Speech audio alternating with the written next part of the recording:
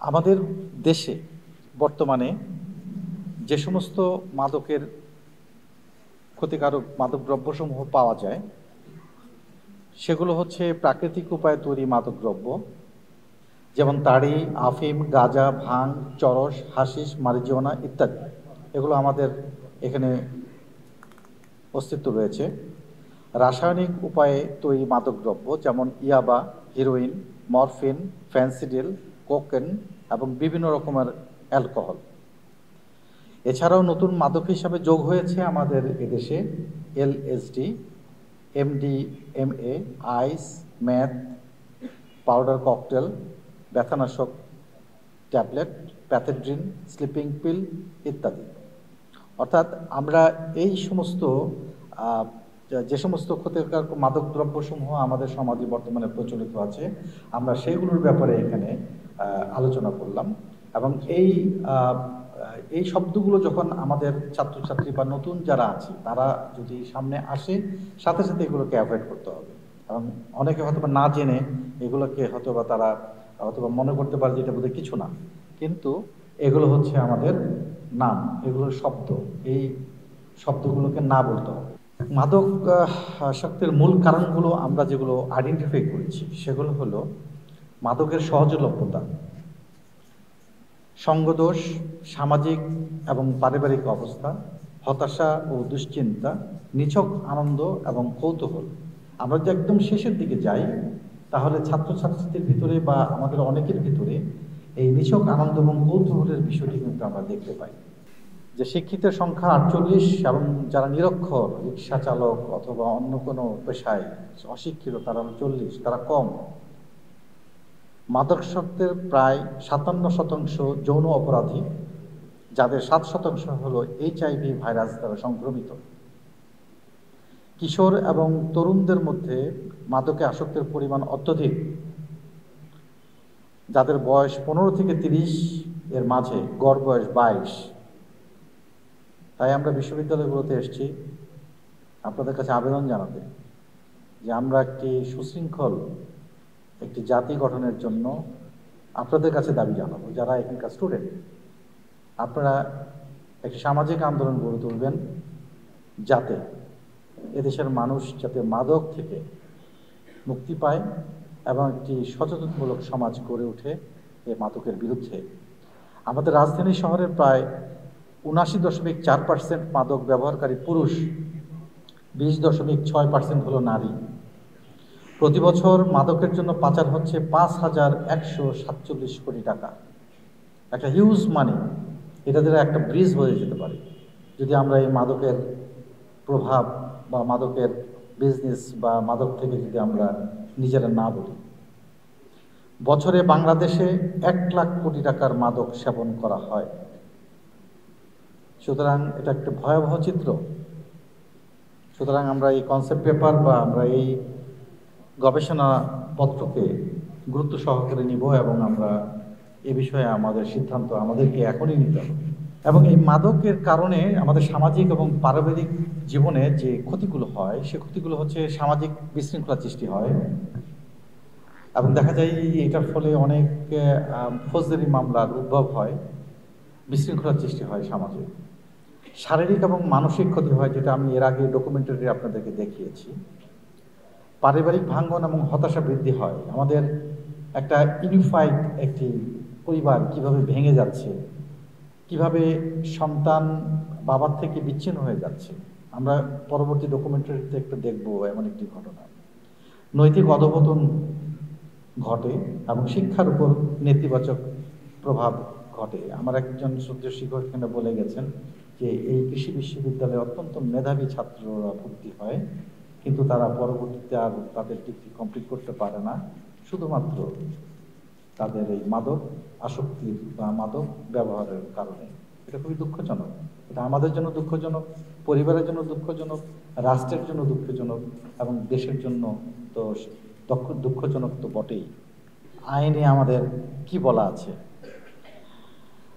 আমরা যে সমস্ত মাদকদ্রব্যের নামগুলো ইতিপূর্বে জেনেছি সে সমস্ত মাদকের বিষয়ে আমাদের আইনের বিভিন্ন ধারায় বিভিন্নভাবে শাস্তির কথা বলা হয়েছে। ইয়াবা, সীসা, কোকেন, হেরোইন, প্যাথেড্রিন, গাঁজা, ক্রিস্টাল মেথ ইত্যাদি। এবং এখানে পরিমাণ বলা আছে 5 গ্রাম, 25 গ্রাম, 25 গ্রামের বেশি। এখান থেকে 1 থেকে 5 বছর সহ যাবজ্জীবন কারাদণ্ড, মৃত্যুদণ্ড পর্যন্ত হতে পারে। সিদ্ধান্ত আমার, আমি কি এই ধরনের অপরাধী হয়ে এই ধরনের সাজা গ্রহণ করব কিনা। চোলাই মদ, বিয়ার, ফ্যান্সিডিল, অন্যান্য তরল জাতীয় মাদক যেগুলো আছে সেগুলো 200 গ্রাম থেকে এবং 400 গ্রাম এর বেশি। এখানেও দেখা যাচ্ছে যে অনূর্ধ্ব 5 বছরের জন্য কারাদণ্ড, অর্থদণ্ড উভয় হতে পারে। অনূর্ধ্ব 10 বছর ও অর্থদণ্ড, মৃত্যুদণ্ড পর্যন্ত হতে পারে, যাবজ্জীবন কারাদণ্ড হতে পারে। তো মাদকদ্রব্য নিয়ন্ত্রণ আইনে যে সমস্ত মাদকের নামগুলো বলা আছে এবং এদের পরিমাণগুলো বলা আছে এবং এগুলো এই ব্যাপারে সাজাও বলা আছে। এবং এর ফলে আমাদের সামাজিক যে আমরা যে ফৌজদারি কার্যক্রমের আওতাধীন হচ্ছি এবং এখান থেকে আমাদের বেঁচে থাকার জন্য আমাদের অবশ্যই এখনই সিদ্ধান্ত নিতে হবে যে আমরা এই ধরনের কোনো রকমের সাজার সম্মুখীন যাতে না হই। এবং ডোপ টেস্টে পজিটিভ হলে 15 বছরের কারাদণ্ড এবং অর্থদণ্ড হতে পারে।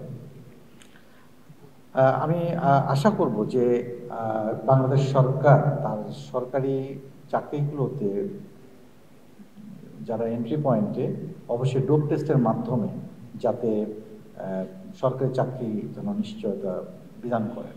অর্থাৎ সব কিছুই হবে, কিন্তু ডোপ টেস্টে যদি না টিকে তাহলে অবশ্যই তার জন্য চাকরি না হয়। তাহলে সমাজে এটার একটা প্রভাব পড়বে যে মাদকাসক্তি হলে তো চাকরি পাওয়া যাবে না। আমরা এখন মাদক প্রতিরোধের উপায় সম্পর্কে বোঝার চেষ্টা করব। সেটা হলো সন্তানের প্রতি নজরদারি, মাদকের ক্ষতিকর দিক সম্পর্কে আমাদের শিক্ষা গ্রহণ করতে হবে, যেটা আমরা আজকে করলাম। সুস্থ পরিবেশ তৈরি, সবসময় আমাদের ভেতরে একটি সুস্থতার একটি লক্ষণ অবশ্যই আমাদেরকে পরিচালনা করতে হবে। বিশ্ববিদ্যালয়ে অনেক সময় দেখা যায় যে বড়দের দ্বারা ছোটরা নির্যাতিত হয় বা র্যাগিং বা ইত্যাদি কার্যক্রম হয়। এই সমস্ত কাজ থেকে আমাদের অবশ্যই সরে আসতে হবে, কারণ এগুলো হলে পরে তখন ছাত্রদের যদি প্রভাব পড়ে তখন তারা মাদকাসক্ত আসক্ত হয়ে যেতে পারে, কারণ সেখানে হতাশা কাজ করে।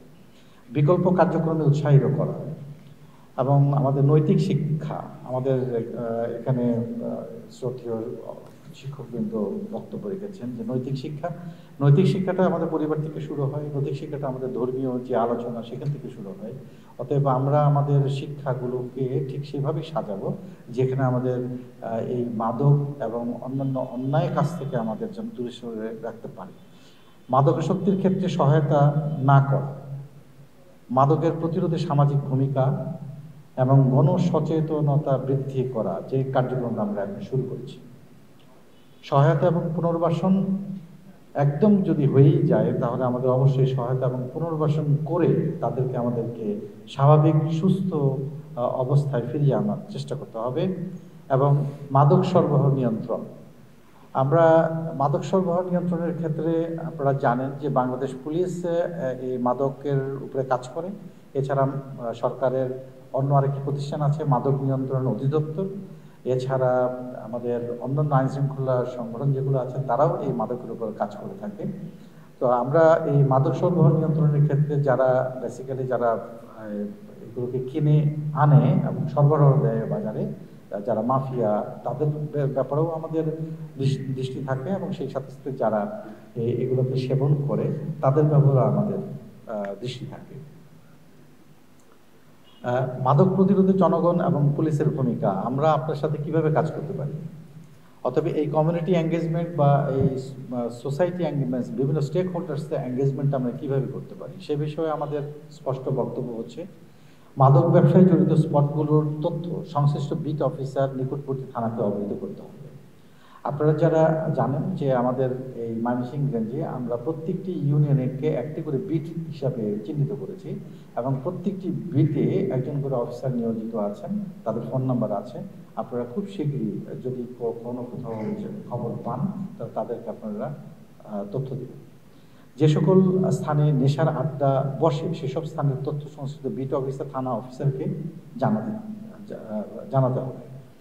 এলাকায় চিহ্নিত মাদক ব্যবসায়ী ও মাদক সেবীদের গতিবিধি সম্পর্কে বিট অফিসার নিকটবর্তী থানাকে অবহিত করতে হবে। মাদক প্রতিরোধ বিষয়ক সকল কার্যক্রমে পুলিশকে সহযোগিতা করতে হবে। কিশোর গ্যাং এর দৌরাত্ম্য দেখা দিলে এ সংক্রান্ত তথ্য দিতে হবে।